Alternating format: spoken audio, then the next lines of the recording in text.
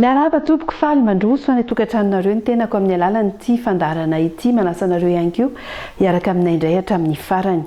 Ny aretin'ny taovam-pisefoana mahazo ireo zaza latsaky ny roa taona na ny bronchiolite izay no miverimberina raha ny fahasalamana no resahantsika amin'izao vanim-potoana iainana izao. Misy ny bronchite, misy ny bronchiolite, ina ny mahasamihafa azy. Ny bronchite dia aretina mahazo ilay lalan-drivotra lehibe ao amin'ny avokavoka, fa ny bronchiolite kosa mahazo ilay lalan-drivotra kely ao amin'ny avokavoka ao. Samy hazo avy amin'ny virus izy ireo. Ny bronchite mahazo ny olon-dehibe sy ny ankizy, fa ny bronchiolite ny zaza moa zany latsaky ny roa taona, latsaky ny herintaona no tratran'izy ity. Inona no mety hoe mahatonga an'izay bronchiolite izay? Inona no mety ho fambara tokony ampitahotra ihany koa na hoe mila anatonana tom-pahasalamana lehibe na ny hôpitaly zany, ary inona no fisorohana izay isan'ny zava-dehibe ao anatin'izao fandarana izao? Hitantsika eto amin'ny tapany voalohany fandarana avokoa izy ireo. Ny tapany faharoa fandarana kosa iresahantsika mahakasika ny aretin'ny vanintaolana. Ny vanintaolana izay misy ny vanintaolana lehibe sy ny vanintaolana kely, dia ny vanintaolana mampitohy ny valahana sy ny feno ho resahantsika. Ilay antsoina hoe arthrose no ho resahantsika. Arthrose mahazo ny valahana, mampitohy ny femo zany na ny andilana zany. Misy ilay taolapotsina ny cartilage izay tena potika ao anatin'izay. Coxarthrose moa ny teny teknika ilazan'ny dokotera azy. Izay no hitantsika amin'ny tapany faharoa ny fandarana androany. Avy hatrany aloha hidirantsika lohahevitra voalohany izay iresahana mahakasika ny aretin'ny taovam-pisefoana mahazo ny zaza. Aretin'ny taovam-pisefoana mahazo ireo zaza latsaky ny roa taona ny bronchiolite. Aretina azo avy amin'ny virus, mitarika fivitosana sy mampisy tsiranoko ao amin'ny lalan-drivotra madinika ao amin'ny avokavoka, ka mahatonga kohoka sy fahasarotana miaina. Misy virus maromaro izay mahatonga azy, ohatra ny virus-ny grippe, métapneumovirus, virus hafa ihany koa. Fa ny virus amin'ny ankapobeny tena mahatonga azy dia ilay virus antsoina hoe VRS na virus respiratoire syncytial. Ny zavatra miseho ao anatin'ny taovam-pisefoana ho an'ny bronchiolite dia miditra eo amin'ny taovam-pisefoana ilay virus, miaina ao anatin'ny selan'ny taovam-pisefoana izy. Ao izy no se multiplier ao na mihamaro, dia manapotika an'ilay sela amin'ilay taovam-pisefoana. Dia ny taovam-pisefoana koa tsy andaniny miezaka miady aminy, dia miezaka mamokatra rewaka hamonoana azy, dia lasa misy inflammation zany ao anatin'ilay taovam-pisefoana. Dia misy sela maty ihany koa, izany rehetrarehetra izany no mitarika an'ilay fahatsetseman'ilay lalan-drivotra, tsy ahafahan'ny rivotra mivezivezy tsara intsony, dia tonga any amin'ny fahaseporana rehefa avy eo. Sery, kohoka, fahalainana amin'ny sakafo, ireo amin'ny ankapobeny no fiandohan'ny aretina. Misy lelo ilay zaza dia mikohakohaka kely, mety mafanafana hoditra kely. Dia avy eo 7 ora na 7 ora aorianan'izay, dia manomboka misy trangana fahaseporana kely, izany hoe lasa haingana ny fiainan'ilay zaza. Dia eo amin'izay no manomboka miseho ny fambara rehetra.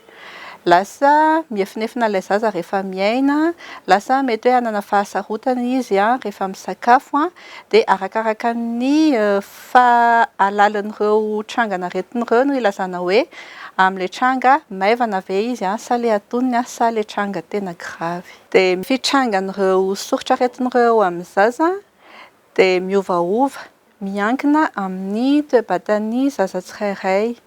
Misy zaza ny taovam-pisefoany dia somary marefo kokoa, ohatra ireo zaza teraka tsy tonga volana taloha na zaza nila fanampiana be izy tamin'ny vao teraka tamin'ny resaka taovam-pisefoana. Misy ihany koa ny zaza marofofo kokoa, ohatra ny taovam-pisefoana toy ireo zaza izay manana aretina tarazo amin'ny taovam-pisefoana, dia mety ho haingana kokoa ny fitrangan'ny aretina. Ary eo ihany koa ny zazakely mbola amam-bolana kely, latsaky ny 2 volana sy tapany na latsaky ny 3 volana. Mety ho soritra aretina fahita matetika amin'ny zaza ireo, fa ireto tansaina manaraka ireto kosa tranga tena tokony ahamailo sy anatonana tovi-pahasalamana manokana. Jerena voalohany dia ny aingany fomba fiainana, izany hoe ny fréquence respiratoire, aingana kokoa tsy ohatry ny mahazatra, izany hoe raha isaina ao anatin'ny 2 minitra dia mihoatra ny 80 ny fisefon'ilay zaza. Dia ankoatran'izay mety hita ihany koa hoe mihetsiketsika be ny lavakoron'ilay zaza rehefa miaina. Ankoatran'izay ihany koa dia hita eo amin'ny tratran'ilay zaza fa lasa miletika ny eo ambanin'ny taolatratra anankiroa, miletiletika be fa tsy toy ny mahazatra. Ankoatran'izay mety hiova ihany koa ny lokon'ny hoditr'ilay zaza, mihamangana ny molony, mihamangana ny lohan-tanany na mihatsatra ihany koa. Eo ihany koa hoe mihereraka ilay zaza, tsy mahavita misakafo ary tsara marihana hoe raha ohatra ka misy trangan'aretina miseho amin'ny zaza latsaky ny 2 volana sy tapany na zaza tsy tonga volana latsaky ny 3 volana na tsy mbola miseho tanteraka ireo fambara rehetra ireo dia tsara tonga dia manatona urgence pédiatrique avy hatrany mba tsy ho tara ny fitsaboana.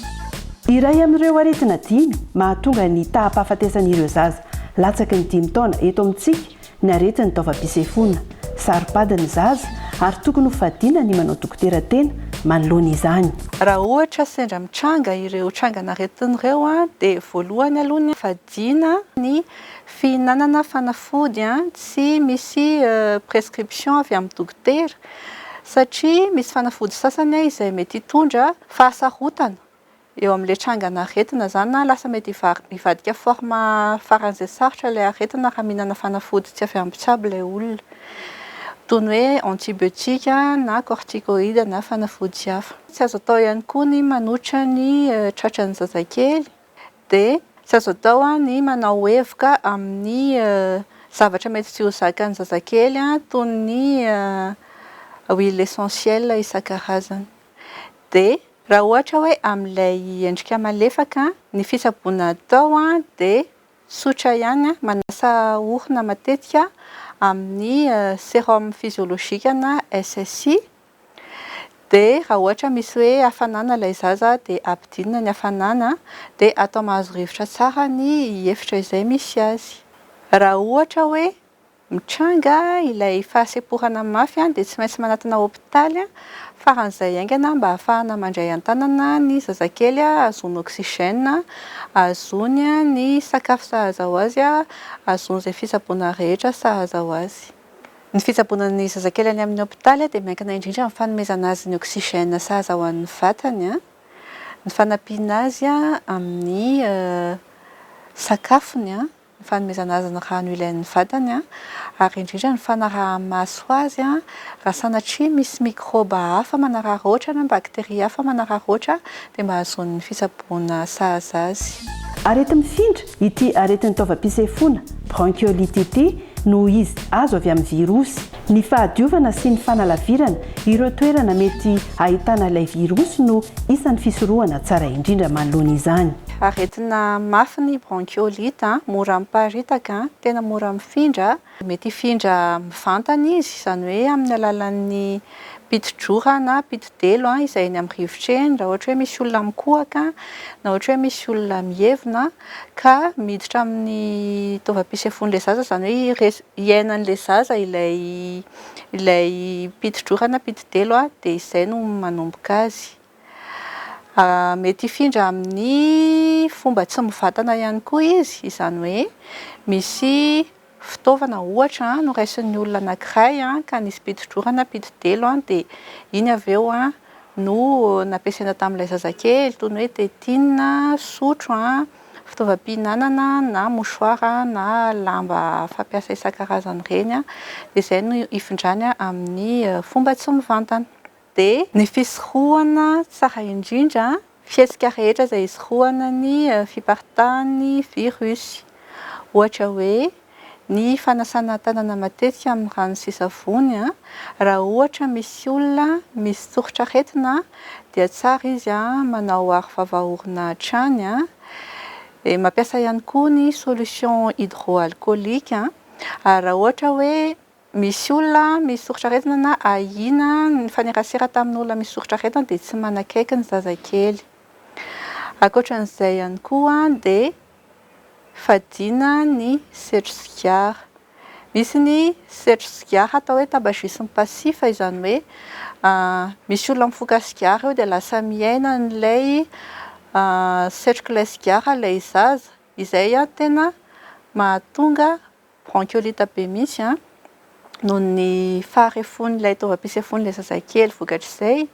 Dia misy ihany koa ny atao hoe tabagisme tertiaire izany hoe tsy mifoka sigara amin'ny vantany eo ilay olona fa misy singa n'ilay setro sigara izay nanaraka an'ilay olona ohatra hoe amin'ny fitafiny dia iny no tafiditra any anaty taovam-pisefon'ilay zaza dia mitondra an'ilay fahasimbana ao anatin'ny selan'ny taovam-pisefon'ilay zaza ka raha tratran'ilay virus izy dia lasa manao an'ilay forme atahorana.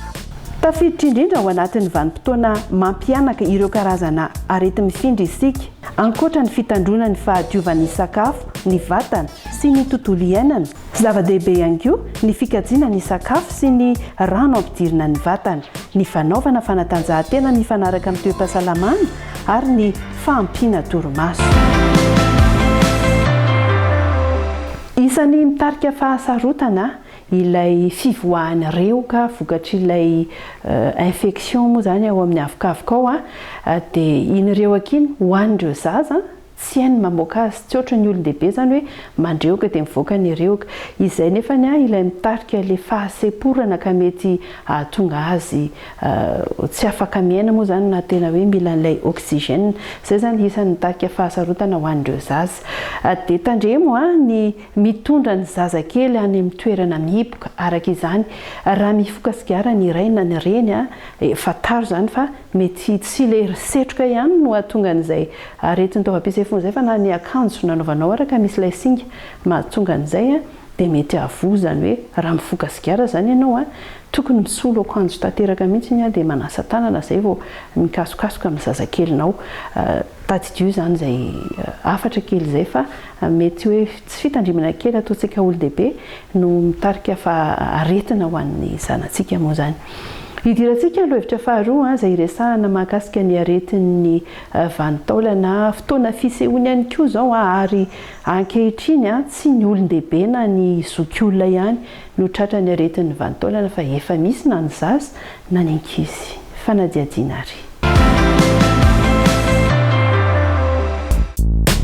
Na ny taolana madinika na ny taolana vaventy mirafitra amin'ny vatan'ny olombelona dia samy mety ho voan'ny artrose avokoa. Ilay faharariana mahazo ny taolana manelanelana ny andilana sy ny fe kosa no antsoina hoe coxarthrose. Ny artrose dia fahararian'ny cartilage. Ny cartilage zany dia ilay taolana repoka fa lazaza manarona an'ilay lotaolana malemy. Zany hoe ilay taolana amin'ny vatantsika misy taolana malemy ilay lohany iny amin'ilay akoho iny ilay azotsika kakeriny iny dia misy taolakarepoka manarona azy iny natao hoe cartilage. Dia rehefa sima iny taolakarepoka iny dia izay natao hoe artrose. Dia io fahasomban'ny taolakarepoka io izay mitranga eo amin'ny andilana ambany no atao hoe artrose na hanche. Ny andilana ambany resantsika indray dia fitohizan'ny taolan'ny fe. Taolan'ny fe zany dia misy ilay atao hoe col fémoral, misy lohan'ody zao ilay taolan'ny fe antsika iny dia misy pétan'ody zao eo amin'ilay bassin. Dia rehefa reo zany misimba ilay articulation eo na ilay vanintaolana eo dia izay ilay atao hoe artrose na hanche. Eto amin'ilay ambany eo amintsika zany misy an'izany artrose na hanche zay. Sara taona manodidina ny 80 hatramin'ny 70 ary vehivavy no betsaka voan'ny fahararian'io taolana coxarthrose io. Manomboka hita amin'ireo tanora manodidina ny 30 sy 40 taona eo anefa izany ankehitriny. Toy izao no fisehon'ny aretina amin'ny ankapobeny. Lasa tsy mahavita na dingan-dava intsony olona amin'ny voalohany, izany hoe raha afaka aminao dingana lehibe izy dia lasa dingana kely sisa ny vitany. Dia raha sokafanao ifehany io manomboka tsy misokatra, tsy afaka misokatra, tsy afaka misokatra, tsy afaka misokatra io. Dia rehefa mandeha izy ka mitehana ny tongony fa amin'ilay faritra misy an'ilay artrose ohatra hoe akavanana zany dia tonga dia marary be eto amin'ny elakelam-pehany eto. Marary tsy afa mitehana tsara, mandeha tsara zany io dia memarary dia lasa mitady tehana ilay olona amin'izay fotoana izay. Zay hoe tonga ilay olona lehibe lasa mitady tehana dia efa manomboka izay tady hisy artrose ao dia mety vokoa ny ilana dia lasa double ny tehana. Dia rehefa tena manomboka marary ihany izy ka tsy tsaboly ilay olona dia lasa maifoa ilay tongotra.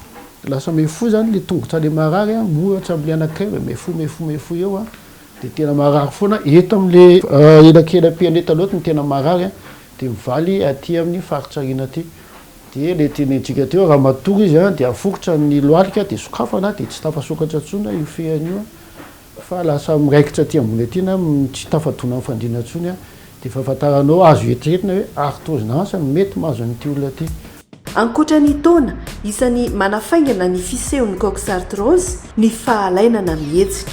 7 isanjato na 8 isanjato ny cartilage de ranony ao anatiny zany hoe anatin'le tolakarepo koa de ranony 8 isanjato de efa mihetsika zany le vatatsika mihetsika ohatr'izao ny tanana de efa apikasoka le cartilage anankiroa io de mivoaka le rano de izy zany lubrifier le articulation zany hoe ohatrany hoe manisy graisse anazy lasa mampalefaka azy de efa tsy mihetsika mihitsy zany ny olona ray de tsy mivoaka mihitsy rano io de mematy kelikely le cartilage de zay mahatonga ny olona efa lehibe zany sady efa maireraka le cartilage izy manomboka tsy mihetsika dia maty tsikelikely hoe cartilage de tonga le arthrose eo amin'ny hansany. Ao anatin'izany koa zany ny olona efa maty vady eo amin'ny vehivavy maty vady eo amin'ny 5 taona izy na 10 taona fahafantarana de tonga arthrose io raha vao tsy manao exercice le olona am'izay fotoana izay. Dia ao anatin'izay koa ny microbe sy ny aretina isan-karazany ao anatiny goty goty zany anisan'ny mamparary ny mampatonga ny arthrose nansa tsy forcena amin'ny akibe tongotra foana fa zay tonga de aty mihitsy mipotra ny goty de atao analizy de hitany hoe goty na voana azy fa le resantsika teo hoe le 35 ans 30 ans de efa tratry ny arthrose de vokatsy le rhumatisme articulaire aigu tena mahatonga an'izy io. Rhumatisme articulaire aigu zany de vokatsy le microbe avy any amin'ny tenda sy ny firetsaretra de io miparitaka amin'ny vatan'le olona indrindra fa le olona esorina reny kambotendany na le marary tenda foana le simba reny nify paritaka amin'ny vatany izy io tonga aty amin'ny tanany aty de farany tonga aty amin'ny hansany aty zany de io manapotika tena manapotika le taolan'ny cartilage na hansa mihitsy io vetivetika kely ary tena agressif le streptocoque am'izao fotoana de zay mahatonga le olona 35 ans de efa tratran'le izy na 30 ans na 25 ans mihitsy aran'izandray le olona parary tena paranify matetika reny efa tsy mitsabo de matetika tratran'izy io zay mahatonga anazy io taloha olona efa lehibe voatratra zao ankizy kely de tanoka de efa betabe ny tratrany arthrose na hansa. Azo atao tsara ny misoroka ny fahatongavan'ny fahasimbany taolana manelanelana ny andilana sy ny veio araka izany. Voalohany ny fanetsehana azy amin'ny alalan'ny fanatanjahantena malefaka toy ny lomano sy ny bisikileta. Mila foana ny manetsika ny articulation an'le hansa zany hoe traitement préventif ny tena tsara indrindra le resantsika teo zany olona tsy manambady ohatra olona maty vady ohatra nefa efa lehibe le vehivavy de mila manetsika le hansa foana zany izy ohatra hoe manao bisikileta izy isan'andro maraina hariva itsehana foana le articulation ivoaka le rano de tonga le lubrifier foana zany le vanitaolana le andilana de tsotratran'le arthrose satria efa tsy mihetsika koa de lasa makina de lasa maty ho azy eo le vanitaolana de fanaovana fanatanjahantena zany tena ilaina de le bisikileta ny tsara indrindra satria tsy misy appui zany io zany hoe tsy mitehana ny tongotsy le olona zany de tsy marary le ty le resantsika tamin'ny voalohany teo fa eo ambony bisikileta izy manao bisikileta dia mety ho an'ny olona raha vao mihoatra ny 10 taona zany de manao bisikileta foana de efa loatra am'izay koa nefa misy zavatra tsara resahana any fandehanana tongotra lavitra be sela be ho an'ny olona mihoatra ny 10 taona de efa tsy de tsara tsony satria manimba tsikelikely an'le vanitaolana iny satria misy apoina de misy problème eny an-dalana eny de mety hitehaka arthrose fa aloha mandeha tongotra fa tsy manao be tsony de ho an'ny tanora an'izay raha vao marary ny tendana marary ny nify dia mila manatina dokotera de tsaboana tsara mihitsy tena tsaboaka farak'izay tsara fa le streptocoque zay mahatonga an'io zavatra io arary dia miteraka fahasiomana be da be ao vatan'olombelona mahatonga déformation taolana mihitsy izy rehefa tena ambony be le tohana ao anatiny de aty amin'le bebe eo zany de poteha mihitsy le articulation ana hansa zany ary tonga tsy aty amin'ny farariny foy zavatra io fa tsy traitena zany hoe sady voa aty amin'ny hansa no sombany koa le valovato ary mahatonga anazy sarotra am'izao fotoana de le streptocoque io de efa résistant à la pénicilline izy io zany hoe raha itsindrony extensiline foana renao de efa tsy hisy dikana aminazy tsony dia zay za ampahafatahana ny olona koa fa reraka fotsiny mitsindrona mihinana fanafody fa midina kely izy de miakatra midina kely de miakatra de sarotra be de zay mahatonga anazy lasa résistant lasa agressif be am'izao fotoana satria lasa may rombotra zany le microbe am'izao fotoana de mila mitandrina dia ny radio ihany a no hany a afatany hoe artrose ty olo ty manao radio zany le olona dia jevanao dia hitanao hoe io fa potika le cartilage dia fanatra hoe misy artrose ty olo ty raha ohatra hoe tena voan'ny artrose a dia mizara roa ny fitsaboana raha azo tsaboana le artrose dia mety vitana bisikileta le resantsika teo miaraka amin'le fitsaboana le antony ohatra hoe rhumatisme dia sady vonao microbe no travaillanao bisikileta le olona raha ohatra hoe tsy vitan'izay ntsony a dia tsy maintsy miditra amin'ny fanoloana protège an'le olona zany hoe efa potika le cartilage le ao amin'le hansana dia tsy maintsy didina dia soloana plastika na vy a zay ihany ny traitement any akoatr'izay a tsisy traitement ary izy kosa manamaka dia zao a izy tsy mahafaty tsy mahampalemy fa marary le olona dia mijaly a dia lasa may lava sy fontonona dia mikitsingatsingeny a fa na tsy tsaboa mihitsy io mandra-pahafaty dia tsy mahafaty azy io fa lasa mivilambilana fotsiny le olona dia marary be foana fa tsy hoe mampalemy kosa aloha izy a fa zay zany mety hitsanga hoe tena tsy tsaboan'le olona le izy a lasa mivilambilana ely dia may lava sy fonotongony a dia vonilana dia mety hovondry akoa nilany a dia mety mandramaty ny zavatra zay a fa tsy mahafaty azy isan'ny fandraisana tanana atao amin'ny famonoana ireo bibinaretina na bakteria toy ny streptocoque ny fampiasana ny lohamenaka na huile essentielle izay marary amin'ny taolana sy ny ozatra kosa dia mifanaraka tsara amin'ny fitsaboana atao amin'ny alalan'ny ostéopathie. Mila hitandremana ihany koa araka izany a ny manotranotra rehefa tsy voafaritra mazava tsara hoe inona ilay aretina. Tamin'ilay resaka bronchiolite teo zao dia nanafatra ny mpitsabo fa tsy azorina ilay izy ho an'ny aretin'ny vanitaolana izay ndresahana teo ihany koa dia nanafatra ny mpitsabo fa tsy tokony orina ihany koa izy io a dia mila mitandrantsika zany akoatra ny fihinanana fanafody fanaovana dokotera tena tsy tokony atao koa zany ilay manotranotra rehefa tsy voafaritra hoe inona ilay aretina satria mety voamaika hitarika any amin'ny fahasarotana. Hatreto fiarahantsika ho an'ny androany a vanim-potoana isan'ny mampirongatra ny arety mifindra izao vanim-potoana ny fahavaratra izao averina hatrany eto anatin'ny fandarana be dia be ny fiarovana tokony ataontsika manoloana an'izay. Amin'ny herintoy izao indray ary ny fotoanantsika manaraka mametraka ny veloma mandra-piona tompoko.